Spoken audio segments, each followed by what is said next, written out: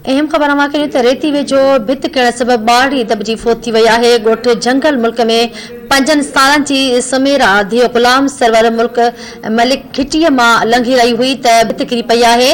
दबजी ज़ख़्मी थियल ॿाड़ीअ खे अस्पताल नियो पियो वियो त रस्ते में ई फोत थी वई आहे।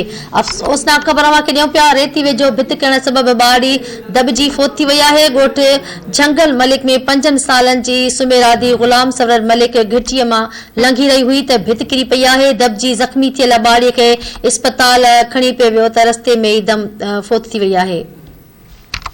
अवां खे अफ़सोसनाक ख़बर ॾियूं पिया, रेती वेझो भित किरण सबब मासूम ॿाड़ी दबजी फोत थी वई आहे।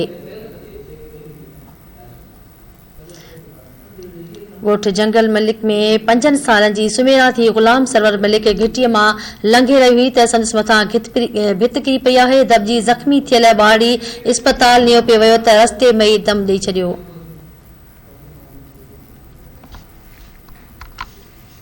रेती वेझो भित किरण सबब ॿाड़ी दबजी फोत थी वई आहे।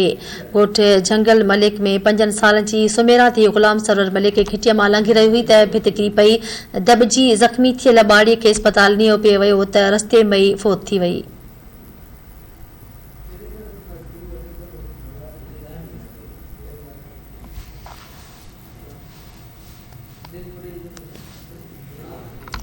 अफ़सोसनाक ख़बर अवां खे ॾियूं पिया, रेती वेझो भित किरण सबब मासूम ॿाड़ी दबजी फोत थी वई आहे।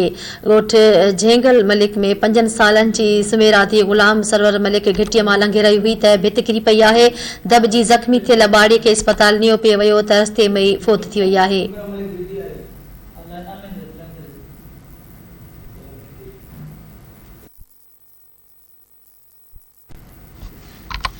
रेती वेझो भित किरण सबब ॿाड़ी दबजी फोत थी वई आहे। इन हवाले सां रेती खां धरती टीवी न्यूज़ जो रिपोर्टर शफ़ी मोहम्मद खोसो लाइन ते मौजूद आहे। जी शफ़ी मोहम्मद, आगाह कजो।